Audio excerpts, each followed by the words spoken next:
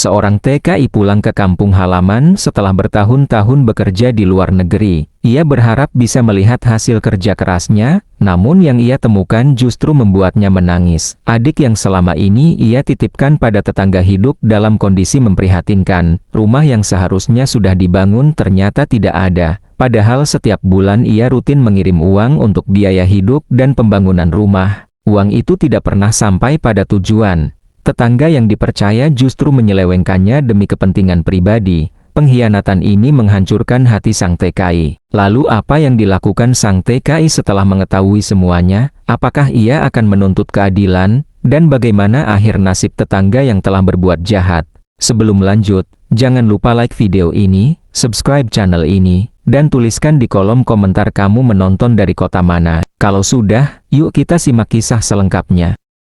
Di sebuah desa kecil yang jauh dari hiruk-pikuk kota, hiduplah seorang pemuda bernama Fahrul. Usianya baru 26 tahun, namun wajahnya menyimpan kelelahan hidup yang seolah tak sebanding dengan umurnya. Sejak kedua orang tuanya meninggal dunia beberapa tahun lalu, Fahrul memikul tanggung jawab besar sebagai kepala keluarga. Satu-satunya keluarga yang ia miliki hanyalah adiknya, seorang gadis kecil bernama Sari. Wajahnya cantik dan polos, dengan mata bening yang selalu menyimpan harapan. Sari masih duduk di bangku sekolah dasar, kelas 4, dan setiap pagi ia berangkat sekolah dengan seragam yang mulai memudar warnanya. Rumah mereka hanyalah gubuk kayu sederhana, atapnya bocor di beberapa bagian, dindingnya rapuh, dan lantainya masih tanah. Ketika hujan turun, mereka harus menggeser tempat tidur agar tidak terkena tetesan air. Suatu sore, Fahrul duduk di beranda rumah sambil menghitung sisa uang di tangannya, hanya beberapa lembar, bahkan tak cukup untuk kebutuhan seminggu ke depan. Sari mendekat sambil membawa buku tulisnya. "Mas Fahrul," ucap Sari pelan, "besok Sari ada iuran sekolah, kata Bu Guru harus dibayar." Fahrul terdiam, tangannya mengepal perlahan. Ia menatap adiknya dengan senyum yang dipaksakan. "Berapa, Sar?" tanyanya lembut. "10.000 rupiah, jawab Sari ragu, seolah merasa bersalah. Fahrul mengangguk pelan, "Iya, nanti Mas usahakan, kamu jangan kepikiran ya, fokus belajar saja." Sari tersenyum kecil, "Iya, Mas, Sari mau pintar biar nanti bisa bikin Mas bahagia." Ucapan itu seperti pisau yang menusuk hati Fahrul. Ia menoleh ke arah lain agar adiknya tak melihat matanya yang mulai berkaca-kaca. Malam itu, mereka makan seadanya, nasi putih dengan garam dan sedikit tempe. Setelah makan, Sari tertidur lebih dulu, memeluk tas sekolahnya yang sudah usang. Fahrul duduk di samping adiknya, menatap wajah polos itu lama sekali. "Mas janji, Sar," bisiknya lirih, "kamu tidak akan hidup susah selamanya. Mas akan cari jalan apapun caranya." Di luar rumah, angin malam berhembus dingin. Di dalam hati Fahrul, sebuah keputusan besar mulai tumbuh. Keputusan yang kelak akan mengubah hidup mereka berdua, dan membawa kisah panjang penuh air mata yang belum ia sadari. Pagi itu, matahari baru saja naik ketika Fahrul duduk termenung di beranda rumah. Semalaman ia hampir tak memejamkan mata. Keputusan besar yang terus berputar di kepalanya membuat dadanya terasa sesak. Ia tahu, jika tetap tinggal di desa dengan penghasilan serabutan, masa depan Sari akan terus berada dalam ketidakpastian. Di tangannya, Fahrul menggenggam sebuah brosur lusuh yang ia dapat dari seorang tetangga tentang lowongan kerja ke luar negeri. Tulisan besar di bagian depan bertuliskan janji manis tentang gaji besar dan kehidupan yang lebih layak. Namun di balik itu, Fahrul tahu risikonya tidak kecil. Sari keluar dari rumah sambil menguap kecil. Rambutnya masih terurai, wajahnya tampak cerah meski hidup serba kekurangan. "Mas Fahrul belum tidur ya?" tanya Sari polos. Fahrul tersenyum tipis, "Iya, Mas lagi mikir." "Mikir apa?" Sari duduk di sampingnya, menyandarkan kepala ke lengan sang kakak. Fahrul terdiam sejenak. Ia mengusap kepala adiknya perlahan, seolah ingin menghafal setiap helai rambutnya. "Sari, kalau Mas kerja jauh, Sari mau tidak?" tanyanya hati-hati. Sari mendongak. "Kerja jauh itu sejauh apa, Mas?" "Ke luar negeri," jawab Fahrul lirih. Wajah Sari langsung berubah, matanya membesar, bibirnya bergetar. "Mas mau ninggalin Sari?" Fahrul menelan ludah. "Bukan ninggalin, Mas pergi supaya nanti Sari bisa sekolah tinggi, punya rumah bagus, hidup enak." Sari terdiam lama, air mata mulai menggenang di matanya. "Kalau Mas pergi, Sari sama siapa?" Pertanyaan itu membuat hati Fahrul seperti diremas. Ia menarik napas panjang. Mas akan titipkan Sari ke orang yang baik. Mas janji, Mas bakal sering kirim uang dan pulang kalau sudah cukup. Sari memeluk Fahrul erat. Sari takut, Mas, tapi kalau itu bikin Mas sama Sari bahagia nanti, Sari ikhlas. Pelukan itu terasa begitu hangat dan menyakitkan di saat yang sama. Fahrul memejamkan mata, menahan air mata yang hampir jatuh.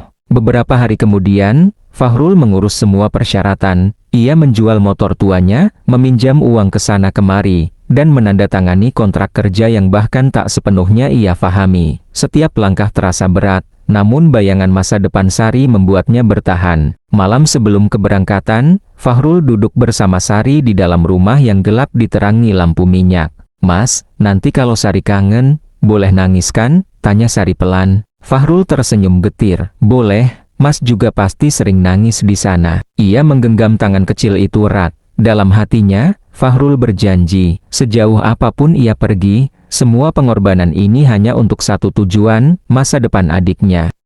Hari keberangkatan Fahrul semakin dekat. Pagi itu, suasana desa terasa berbeda, seolah ikut menahan langkahnya, dengan hati yang masih diliputi keraguan. Fahrul menggandeng tangan Sari menuju rumah seorang tetangga yang selama ini dikenal ramah dan suka menolong. Namanya Burini, seorang janda paruh baya yang tinggal tak jauh dari rumah mereka. Assalamualaikum, Burini, sapa Fahrul sopan. Waalaikumsalam, Fahrul, jawab Burini dengan senyum lebar. Masuk, nak, ada apa pagi-pagi begini? Fahrul duduk berhadapan dengan Burini, sementara Sari berdiri di sampingnya, menggenggam erat tangan sang kakak. Begini, Bu, kata Fahrul pelan tapi serius, saya mau berangkat kerja ke luar negeri. Saya ingin menitipkan adik saya, Sari, sama ibu. Saya mohon dijaga seperti anak sendiri. Burini langsung mengelus dada. Astagfirullah, tentu saja bisa. Rul, kasihan anak sekecil ini kalau ditinggal. Tenang saja, ibu anggap Sari seperti anak ibu sendiri. Sari menatap Burini ragu. Beneran, Bu, Sari nanti sekolah tetap boleh kan? Tentu boleh, nak, jawab Burini sambil tersenyum manis. Ibu malah senang kalau Sari rajin sekolah. Fahrul mengeluarkan buku tabungan dan beberapa lembar uang dari tas kecilnya.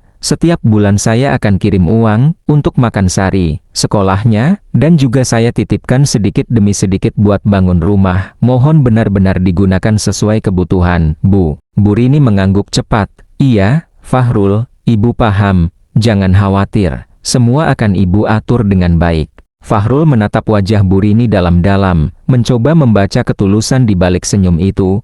Tak ada pilihan lain baginya selain percaya. Ia lalu berlutut di depan Sari. Sar, dengerin Mas ya, kamu harus nurut sama Burini. Rajin sekolah, jangan bandel. Air mata Sari jatuh membasahi pipinya. Mas jangan lama-lama pulangnya. Fahrul memeluk adiknya erat. Mas janji akan pulang, Mas kerja buat kamu. Burini ikut menepuk punggung Fahrul. Sudah, jangan sedih, pergi yang tenang, doakan ibu sehat biar bisa jaga Sari dengan baik. Saat Fahrul melangkah pergi, ia menoleh sekali lagi. Sari berdiri di depan rumah Burini, melambaikan tangan kecilnya sambil menangis. Hati Fahrul terasa seperti tertinggal di sana, bersama adiknya dan kepercayaan besar yang ia titipkan tanpa pernah tahu bahwa keputusan ini kelak akan membawa luka yang sangat dalam. Hari pertama Fahrul menginjakkan kaki di negeri orang terasa begitu asing. Bahasa yang tak ia fahami, cuaca yang berbeda, dan wajah-wajah yang tak ramah membuat jantungnya berdebar kencang. Ia hanya membawa satu tas kecil dan foto Sari yang ia selipkan di dompetnya. Pekerjaan Fahrul dimulai sebelum matahari terbit. Ia bekerja sebagai buruh kasar di sebuah proyek bangunan. Setiap hari tangannya mengangkat semen, pasir, dan besi berat tanpa banyak istirahat. Terkadang, mandor berteriak dengan nada tinggi. Cepat, jangan lambat, bentaknya dalam bahasa yang setengah dipahami Fahrul. Ia hanya mengangguk dan terus bekerja. Punggungnya sering terasa nyeri, telapak tangannya melepuh. Namun ia tak pernah mengeluh. Dalam benaknya hanya ada satu nama, Sari. Malam hari, ketika tubuhnya nyaris tak bisa digerakkan, Fahrul duduk di sudut kamar sempit yang ia tinggali bersama beberapa TKI lain. Ia mengeluarkan foto Sari, menatapnya lama. Mas kangen, Sar, gumamnya lirih. Kadang, ia menyempatkan menelepon, suara Sari di seberang sana selalu menjadi obat lelahnya. "Mas Fahrul, Sari dapat juara kelas," kata Sari suatu kali dengan suara riang. Fahrul tersenyum lebar meski matanya berkaca-kaca. "Pinter sekali adik Mas, terus belajar ya." Namun tak semua hari berjalan baik. Ada saat-saat ia dimarahi tanpa alasan, dipotong jam kerjanya, bahkan gajinya terlambat dibayar. Pernah suatu malam, ia duduk terdiam menahan air mata setelah dimarahi di depan umum. "Buat apa kamu bertahan di sini?" tanya seorang teman sesama TKI. Fahrul menarik napas panjang. "Buat adik saya, dia cuma punya saya." Tahun demi tahun berlalu, rambut Fahrul mulai memutih di beberapa bagian, tubuhnya semakin kurus. Ia melewatkan hari raya sendirian, makan seadanya, dan menahan rindu yang tak terucap. Setiap tetes keringat, setiap luka, dan setiap air mata ia simpan dalam hati. Semua pengorbanan itu ia anggap sebagai harga yang harus dibayar demi satu harapan, masa depan yang lebih baik untuk Sari, adik kecil yang selalu hidup dalam doanya. Sejak bulan pertama bekerja, Fahrul tak pernah lupa satu kewajibannya. Begitu gaji diterima, hal pertama yang ia lakukan bukan membeli kebutuhan pribadi, melainkan pergi ke tempat pengiriman uang. Meski jumlahnya tak seberapa, ia selalu memastikan sebagian besar hasil keringatnya sampai ke kampung halaman. Di loket pengiriman uang, petugas bertanya, "Mau kirim berapa?" Fahrul berpikir sejenak, lalu menyebutkan angka yang membuat petugas sedikit terkejut.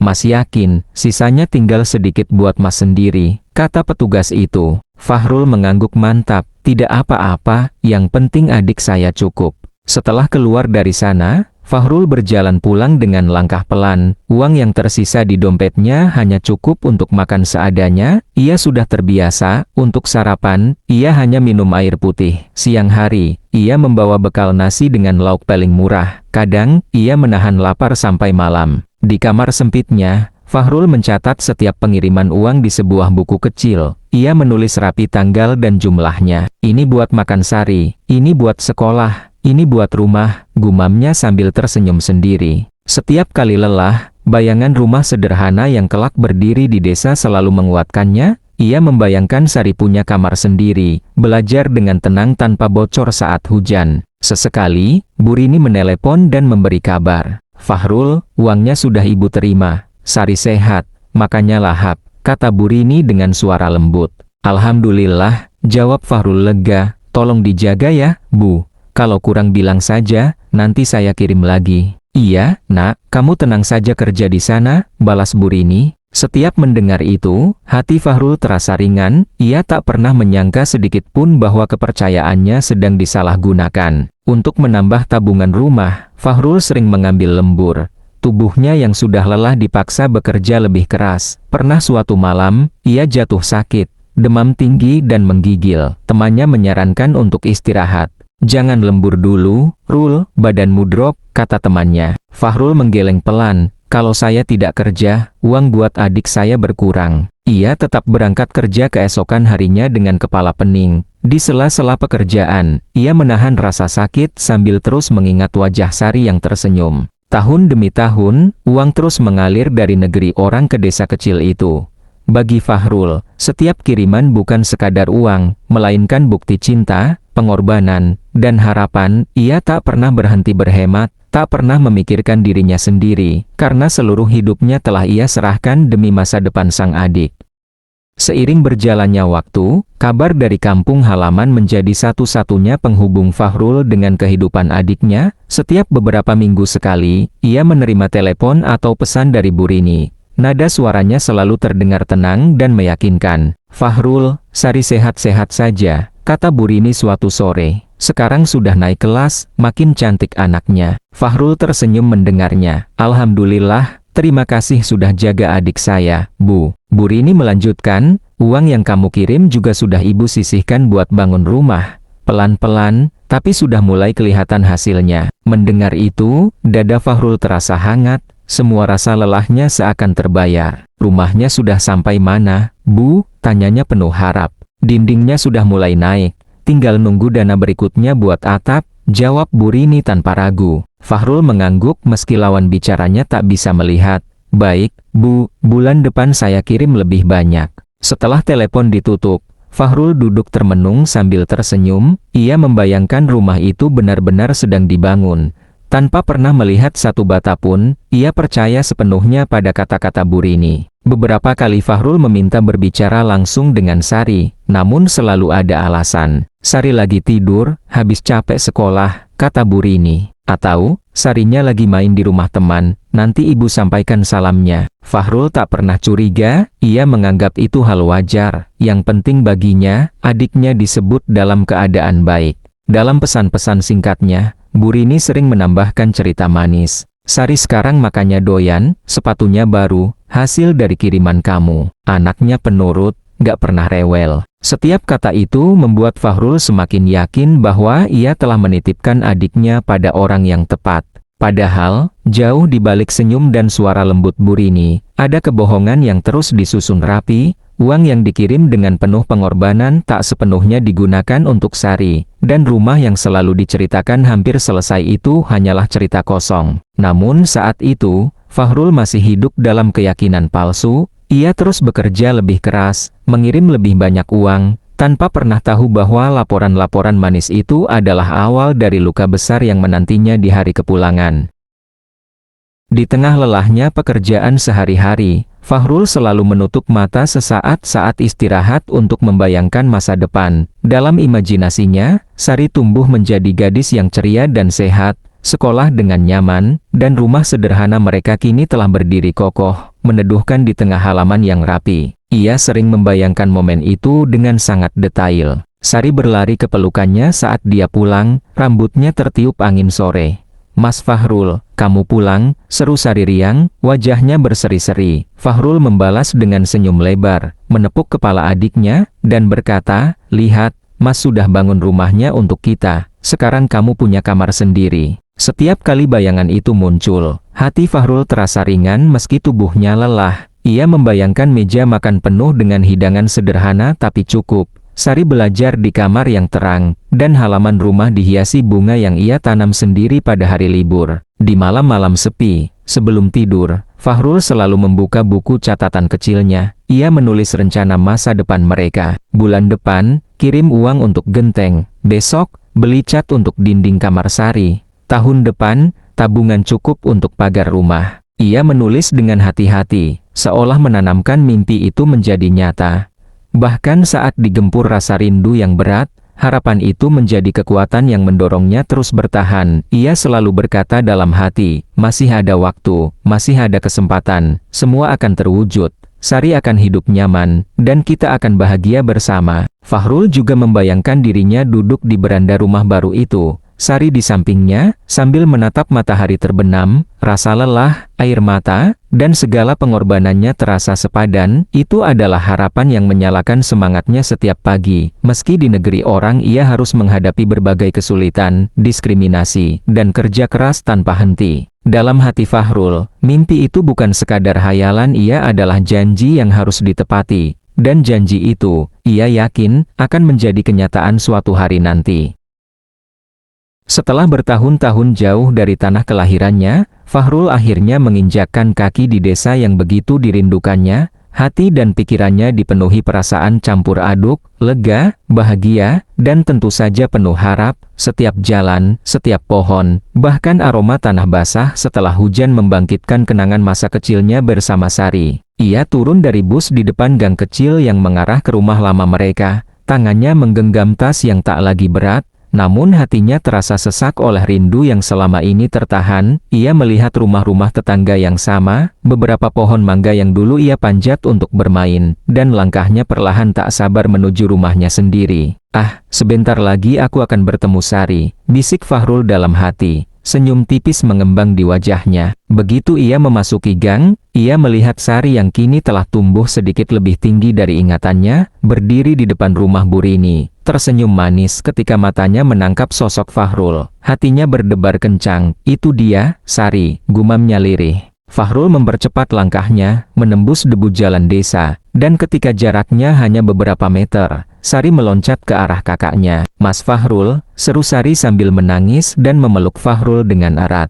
Fahrul menunduk, memeluk Sari lebih erat, menahan campuran air mata bahagia dan haru yang menetes di pipinya. Mas pulang, Sar, Mas pulang, semua kerja keras Mas untuk kamu, bisiknya sambil mengusap kepala adiknya. Tetapi, ketika Fahrul menatap ke sekeliling rumah, hatinya tiba-tiba terhenti. Rumah yang ia bayangkan, yang katanya hampir selesai dibangun, ternyata masih berupa tanah kosong dan gubuk reot. Seketika, senyum bahagianya berubah menjadi kerutan di dahi, namun ia menelan rasa sakit itu, mencoba tetap menenangkan Sari. "Tenang, Sa, Mas akan urus semuanya," kata Fahrul sambil menepuk pundak adiknya, meski di dalam hati ia merasakan gelombang kecewa dan cemas yang luar biasa. Hari itu, meski hati Fahrul terhuyung oleh kenyataan yang tak sesuai harapannya, ia tetap merasa hangat karena akhirnya bisa memeluk Sari langsung, melihat wajah cantiknya yang tumbuh sehat, dan menyadari bahwa perjuangannya selama ini belum sia-sia. Ini adalah momen yang menandai awal dari babak baru dalam hidup mereka.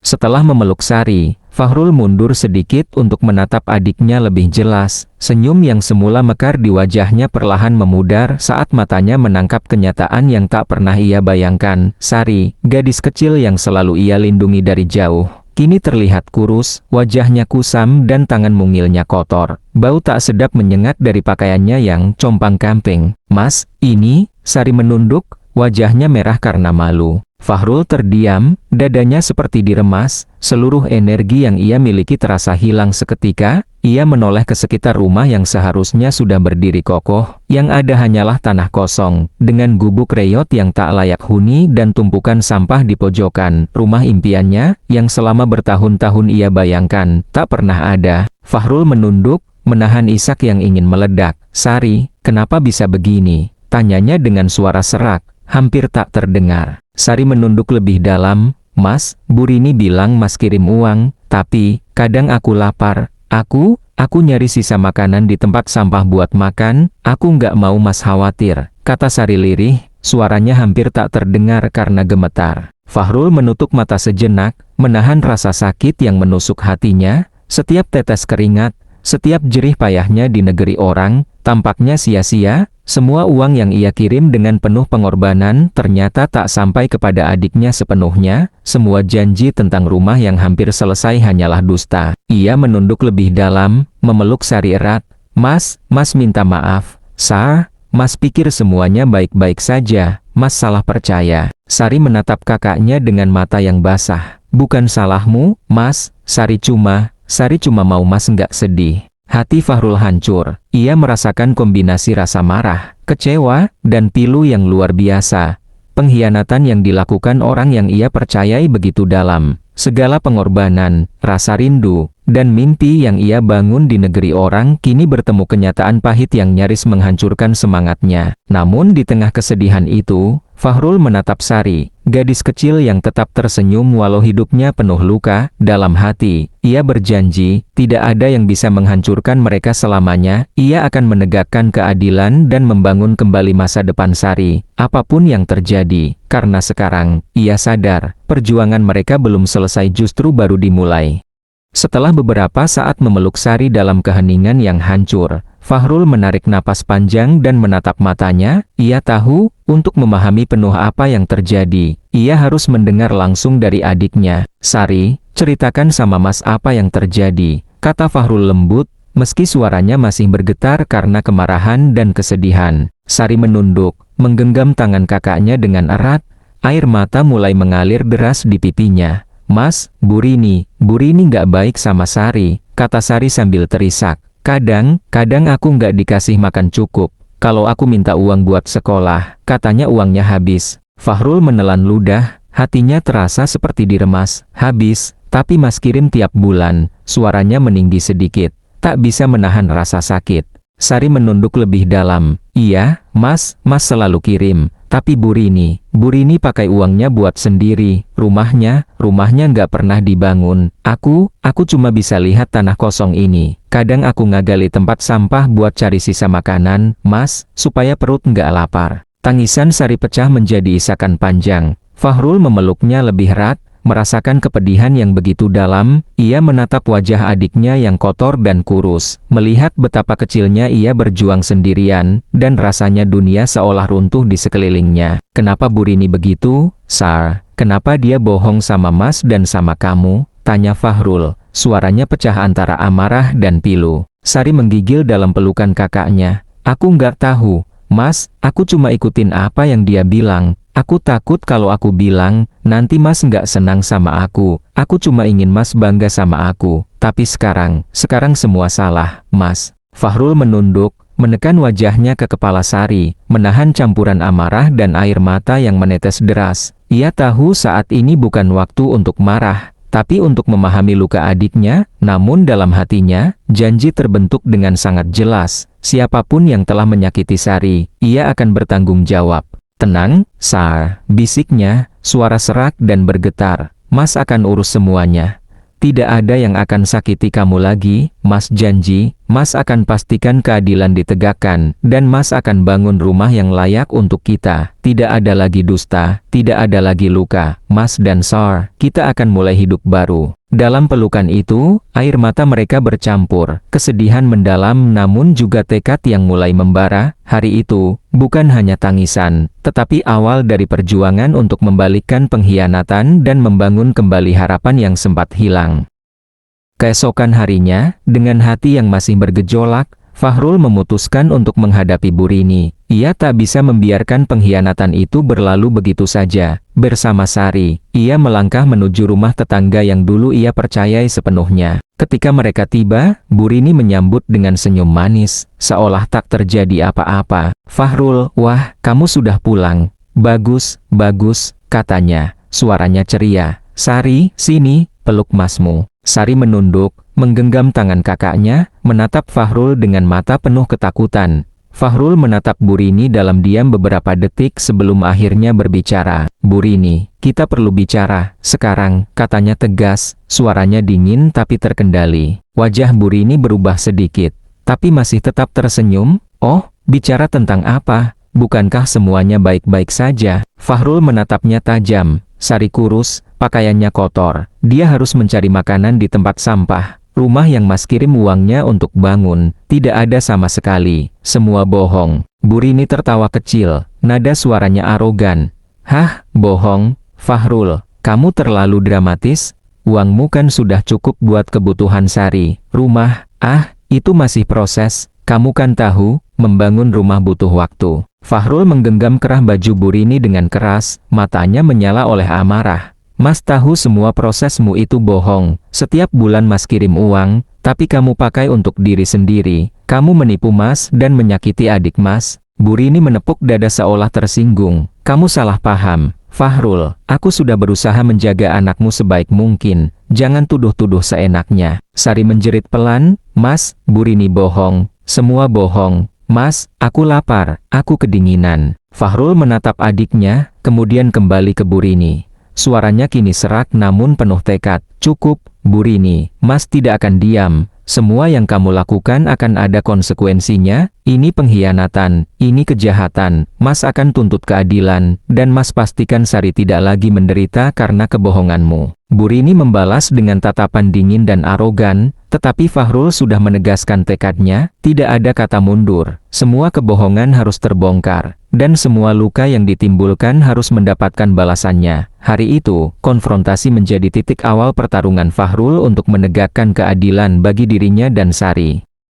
Setelah konfrontasi yang menegangkan, Fahrul sadar bahwa kemarahan saja tidak cukup. Ia harus mengumpulkan bukti nyata untuk menuntut keadilan. Dengan tekad yang membara, ia mulai mendatangi tetangga-tetangga lain dan aparat desa. Pak RT, Mas ingin melaporkan sesuatu, kata Fahrul dengan suara tegas, tapi tetap sopan. Selama bertahun-tahun, adik saya dititipkan ke Burini. Uang kiriman dari luar negeri tidak digunakan untuk Sari, dan rumah yang dijanjikan tidak pernah dibangun. Pak RT mengangguk serius. Fahrul, tenang dulu, kami akan bantu. Tapi kita butuh bukti dan saksi sebelum mengambil langkah hukum. Fahrul mulai mendatangi beberapa tetangga yang tinggal dekat dengan rumah Burini. Beberapa awalnya enggan bicara karena takut, namun sebagian mulai terbuka setelah melihat tekad Fahrul dan wajah Sari yang kurus dan lusuh. Saya sering lihat Burini buang sebagian uang kiriman Fahrul, ujar seorang tetangga perempuan, suaranya bergetar. Kadang beli perabot mahal atau kebutuhan dirinya sendiri, padahal Sari kelaparan. Seorang tetangga laki-laki menambahkan, dan rumah yang katanya mau dibangun, saya lihat hanya tanah kosong, tidak pernah ada tanda pembangunan sama sekali. Dengan setiap kesaksian yang dikumpulkan, Fahrul mencatat rapi tanggal, jumlah uang kiriman, dan janji-janji palsu Burini. Ia juga menyimpan foto Sari saat diambil dari tempat sampah, pakaian lusuh, serta catatan tabungan yang ternyata hilang atau dipalsukan oleh Burini. Aparat desa turut turun tangan, mereka memanggil Burini dan meminta keterangan. Awalnya Burini mencoba mengelak, tetap bersikap arogan, dan membantah semua tuduhan, namun bukti dan saksi yang hadir membuat klaimnya perlahan runtuh. Burini, kami memiliki saksi dan bukti bahwa uang Fahrul tidak digunakan untuk Sari. Rumah yang dijanjikan tidak pernah dibangun. Ini bukan sekadar kesalahan, tapi penipuan yang merugikan anak di bawah umur, kata aparat desa tegas. Fahrul menatap Burini, wajahnya dingin namun penuh kepastian. Sekarang, semua kebohonganmu mulai terungkap, tidak ada jalan untuk mengelak lagi. Hari itu menjadi titik balik, kebenaran mulai muncul. Satu persatu, setiap bukti dan kesaksian adalah kemenangan kecil bagi Fahrul dan Sari, dan pertanda bahwa keadilan semakin dekat. Meski luka dan sakit masih terasa, jalan menuju pemulihan dan balasan bagi sang tetangga jahat mulai terbuka. Dengan bukti dan saksi yang cukup, Fahrul bersama aparat desa melaporkan kasus Burini ke pihak berwajib. Hari itu, perasaan Fahrul campur aduk antara lega, tegang, dan marah. Ia tahu proses hukum akan panjang, tapi ini satu-satunya cara untuk menegakkan keadilan bagi Sari. Di kantor polisi, Fahrul memberikan semua dokumen dan catatan pengiriman uang, foto-foto Sari, bukti transfer, dan kesaksian tetangga semuanya dikumpulkan. Pak, saya ingin memastikan semua uang yang saya kirim untuk Sari digunakan sesuai tujuan, dan Burini harus bertanggung jawab atas pengkhianatan ini, kata Fahrul tegas. Pihak kepolisian memanggil Burini untuk diperiksa. Awalnya, Burini masih bersikap arogan dan mencoba menyangkal semua tuduhan. Ini semua salah paham, saya menjaga Sari dengan baik, katanya dengan nada tinggi. Namun bukti-bukti yang tak terbantahkan membuatnya perlahan terpojok. Kesaksian tetangga, catatan transfer Fahrul, dan kondisi Sari yang nyata menjadi fakta yang tak bisa dibantah lagi. Kasus ini kemudian dibawa ke pengadilan. Fahrul duduk di bangku penonton, memegang tangan Sari dengan erat. Di ruang sidang, Burini terlihat gugup dan tak bisa lagi menutupi kebohongannya. Berdasarkan bukti dan kesaksian, terdakwa terbukti melakukan penggelapan dana dan pengkhianatan terhadap anak di bawah umur. Oleh karena itu, majelis hakim menjatuhkan hukuman penjara selama 5 tahun, ujar hakim dengan suara tegas. Fahrul menarik napas lega, menatap Sari yang kini tersenyum tipis, meski mata mereka masih basah oleh air mata. Akhirnya, keadilan ditegakkan. Sar, bisiknya pelan. Sari memeluk kakaknya erat. Mas Fahrul, Mas tidak marah lagi sama aku kan? Fahrul tersenyum sambil mengusap rambut adiknya. Tidak, Sar, semua ini bukan salahmu. Mas cuma ingin pastikan tidak ada lagi orang yang sakiti kamu. Sekarang kita aman, dan Mas janji akan buat hidupmu lebih baik. Hari itu, meski luka masa lalu masih terasa, Fahrul merasa beban di dadanya perlahan terangkat, keadilan telah hadir, dan mereka bisa memulai babak baru tanpa takut lagi dikhianati. Setelah keadilan ditegakkan, Fahrul menarik napas panjang. Kini, hatinya lebih ringan, tapi perjuangan belum berhenti. Ia menatap Sari, yang kini tersenyum walau masih ada bekas luka di matanya. Hari itu, Fahrul memutuskan untuk memulai babak baru bagi mereka berdua. Dengan sisa tabungan yang selama ini ia kumpulkan dari bekerja di negeri orang, Fahrul membeli tanah kecil di dekat kampung lama mereka. Tanah itu cukup untuk membangun rumah sederhana, tapi hangat dan layak untuk mereka tinggali. Mas, kita akan punya rumah sendiri, tanya Sari dengan mata berbinar. Fahrul tersenyum dan mengangguk. Iya, Sar, Mas janji, rumah ini untuk kita. Tidak ada lagi kebohongan, tidak ada lagi penderitaan, kita mulai hidup baru. Fahrul bekerja keras, ia mengangkat semen, memasang kayu, dan mengecat dinding rumahnya sendiri. Warga desa ikut membantu, tergerak oleh perjuangan dan ketulusan Fahrul. Sari pun membantu semampunya, membersihkan halaman, menanam bunga, dan belajar bersyukur atas setiap detik kebersamaan dengan kakaknya. Selain membangun rumah, Fahrul memutuskan memulai usaha kecil. Ia membuka warung sederhana di depan rumah, menjual makanan dan kebutuhan sehari-hari. Usahanya berjalan lambat tapi pasti, dan setiap penghasilan ia gunakan untuk kebutuhan Sari dan rumah mereka. Malam pertama di rumah baru, mereka duduk bersama di beranda, angin malam berhembus lembut, dan langit dipenuhi bintang. Fahrul menatap Sari yang sedang menulis di buku catatannya. "Kamu senang, Sar?" tanya Fahrul lembut. Sari mengangguk, tersenyum, "Senang, Mas, rumahnya cantik, dan aku bisa tidur nyaman, terima kasih, Mas." Fahrul menepuk kepala adiknya. "Ini baru permulaan, Sar. Kita akan jalani hidup ini bersama-sama. Tidak ada lagi ketakutan, tidak ada lagi dusta. Mas janji akan selalu ada untuk kamu." Hari itu, mereka merasakan kedamaian yang lama hilang. Dari pengorbanan, penderitaan, dan air mata, mereka akhirnya menemukan awal baru hidup sederhana tapi penuh cinta, keamanan, dan harapan untuk masa depan yang lebih baik.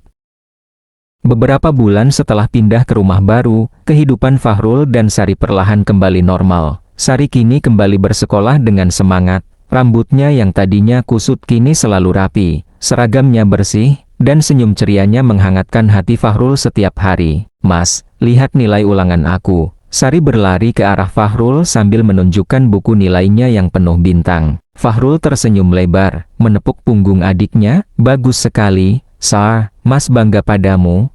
Lihat, semua kerja keras dan kesabaran kita mulai membuahkan hasil." Usaha warung kecil Fahrul juga mulai stabil.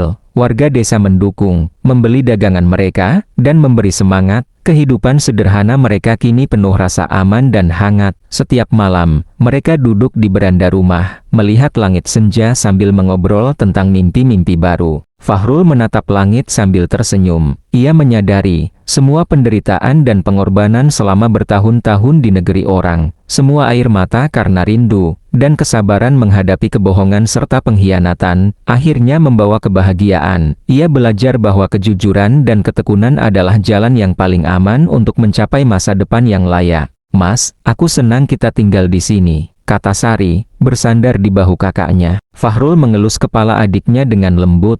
"Mas juga, Sar, dan ingat, tidak peduli apapun yang terjadi, kita selalu bersama. Kita akan hadapi dunia ini dengan jujur, sabar, dan penuh cinta." Di tengah tawa kecil Sari dan udara desa yang sejuk, Fahrul menutup mata sejenak. Hatinya tenang. Semua penderitaan yang pernah ada kini menjadi pelajaran, dan hidup mereka kini penuh harapan. Dari luka dan pengkhianatan, lahirlah kebahagiaan yang nyata. Mereka memulai hari-hari baru dengan senyum, dengan keyakinan bahwa masa depan yang indah bisa dicapai melalui kesabaran, kerja keras, dan cinta yang tulus. Akhirnya, Fahrul dan Sari menemukan kedamaian sejati hidup sederhana, aman, dan bahagia, seperti yang selama ini mereka impikan.